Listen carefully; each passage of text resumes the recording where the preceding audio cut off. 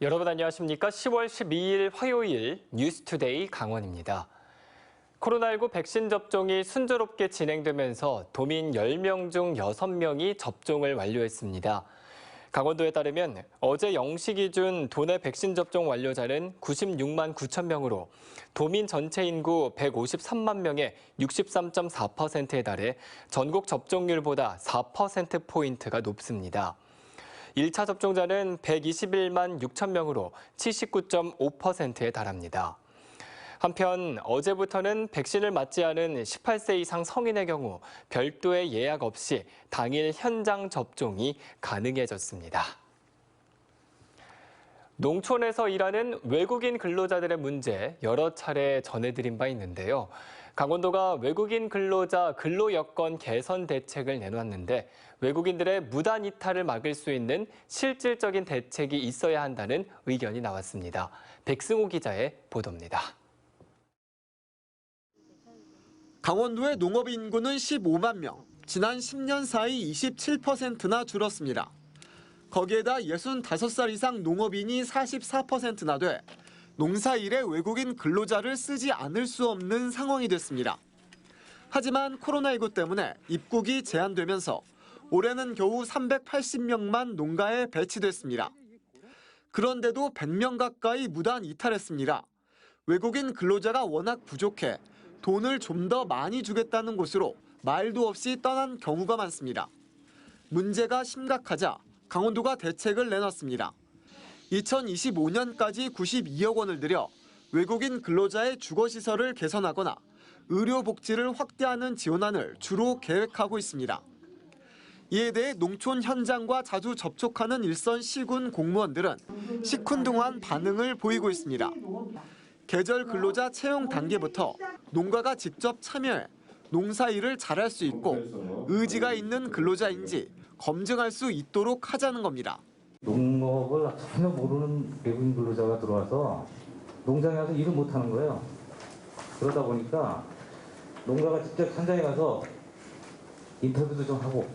또 외국인 근로자들이 계약 기간을 다 채울 수 있도록 강제할 수 있는 방안이 있어야 한다는 의견도 나왔습니다. 근로자들이 체류 비자를 얻을 수 있는 조건인 2달 동안만 일하고 농촌을 떠나는 경우가 적지 않기 때문입니다. 비자 변경을 하기 위해서 신청을 하시는 분들이 되게 많더라고요.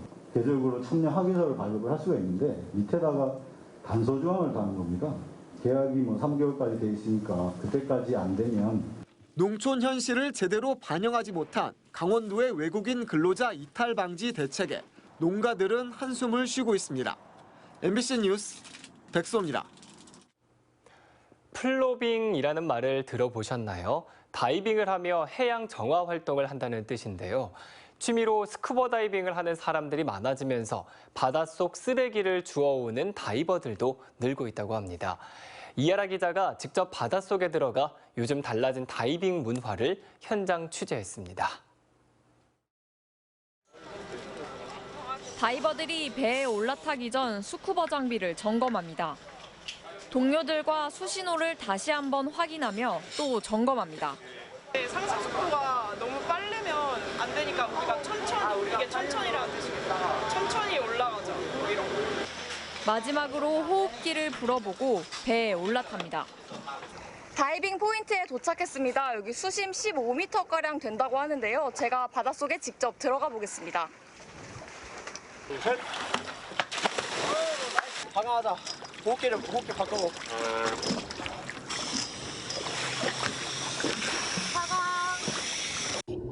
바닷속으로 들어가자 은빛 물결에 멸치떼가 눈길을 사로잡습니다.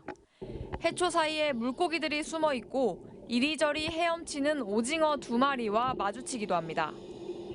지구온난화로 바닷물 온도가 올라가면서 이제는 동해안에서도 발견된다는 노무라이깃 해파리도 보입니다. 수많은 해양 생물을 만나고 돌아가는 길, 모래 위에 버려진 폐그물이 눈에 들어옵니다. 다이버들은 지나치지 못하고 폐그물을 들어 올립니다. 철제 구조물에 폐그물까지 양손이 꽉 찼습니다. 돌틈 사이에 손전등을 비추자 파란 구조물이 눈에 띕니다. 선박에서 떨어져 나온 쓰레기입니다. 제가 바다 바닥에 이 어선 구조물 같은 걸 하나 주었는데요. 이제 굽는 것까지는 어렵지 않았지만 이제 한 손으로는 잔압도 확인해야 하고 마스크도 잡아야 하기 때문에 올라오는 거는 또 쉽지 않았습니다. 버려진 쓰레기들은 바닷속 곳곳에서 쉽게 볼 수 있을 정도입니다. 군데군데 폐통발하고 PT병이나 이런 쓰레기들이 보이긴 했었어요. 우리가 일단 푸는 플라스틱이나 이런 것들이 거기서도 많이 굴러다녀요. 그러면 좀 만들고 나오기가 좀 그래서 자꾸 지우려고 노력을 많이 하죠. 이 해안에서만 이렇게 모은 해양 쓰레기가 일주일 사이에 무려 1톤가량이나 됩니다. 많은 물고기나 다른 그 해중 생물들이 이렇게 걸려서 뭐 죽거나 그런 것들이 안타까워서 올라올 때 그런 저렇게처럼 쓰레기를 이렇게 주워오어서 한 해 수거되는 해양 쓰레기는 14만여 톤. 쓰레기를 하나씩 건져 올리는 다이버들의 작은 노력이 동해 바다를 깨끗하게 지키는 데 도움이 되고 있습니다. MBC 뉴스 이하라입니다.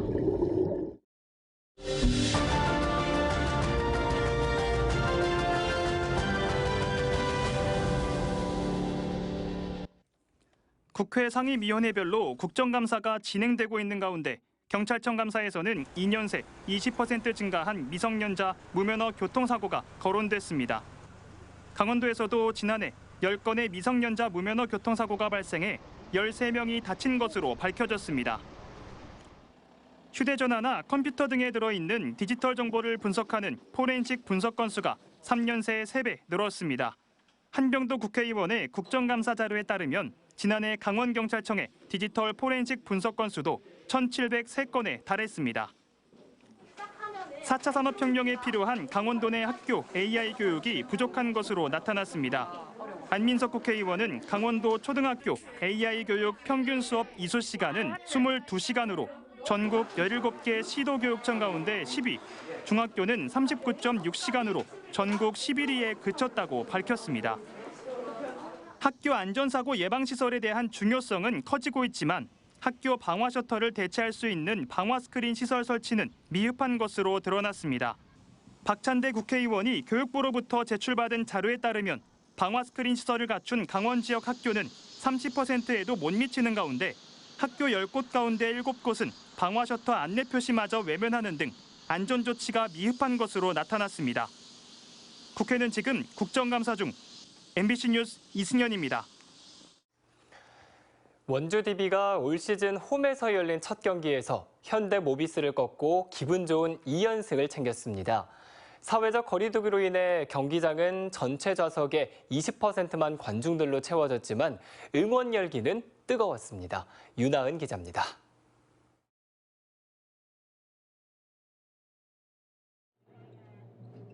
(2021-2022) 프로농구가 개막했습니다. 2019 시즌에 이어 새 시즌 연속 코로나 속 개막입니다. DB는 경기 중 최대 22점까지 점수차를 벌리며 내내 리드를 놓치지 않았습니다. 투지 넘치는 리바운드로 골밑을 장악했고 적시에 터지는 3점 슛과 돌파로 개막을 기다려온 팬들의 마음을 시원하게 했습니다. 공격과 수비에서 모두 우세한 경기력을 선보인 DB는 현대모비스를 81대 69로 꺾으며 홈에서 기분 좋은 2연승을 챙겼습니다. 원주 DB 홈 개막전은 코로나 상황을 감안해 전체 좌석의 20%만 관중 입장이 허용됐습니다. 모처럼 경기장을 찾은 팬들은 목소리 높여 구호를 외치지는 못했지만 큰 박수로 선수들을 응원했습니다.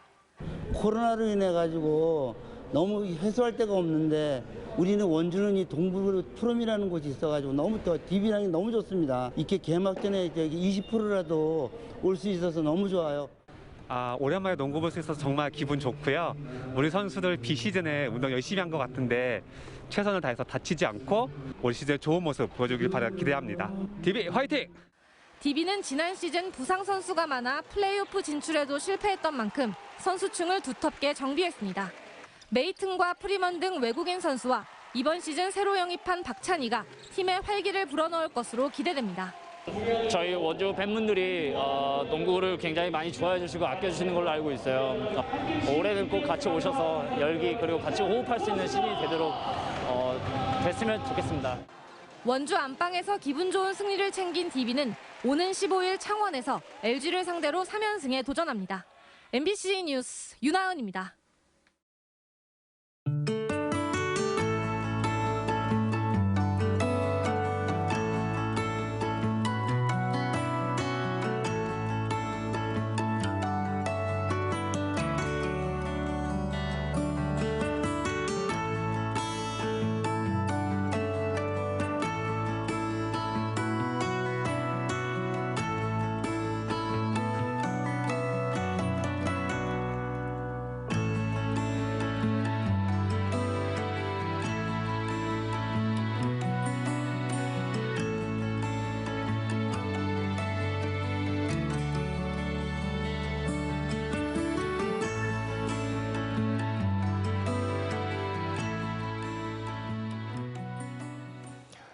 놀이터에서 노는 어린아이들을 강제추행한 50대가 항소심에서도 실형을 선고받았습니다.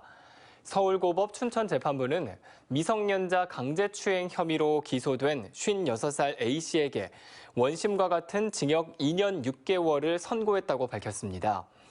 또 40시간의 성폭력 치료 프로그램 이수와 5년간 아동 청소년 관련 기관 등의 취업 제한을 명령했습니다. A씨는 지난해 6월 16일 아파트 놀이터에서 노는 7살에서 9살 아동 5명을 불러 신체 일부를 만지는 등 추행한 혐의로 재판에 넘겨졌습니다. 코로나19로 온라인 쇼핑몰인 강원마트의 매출이 늘어나면서 그동안 입점이 저조했던 도내 수산물 가공업체의 추가 입점이 추진되고 있습니다.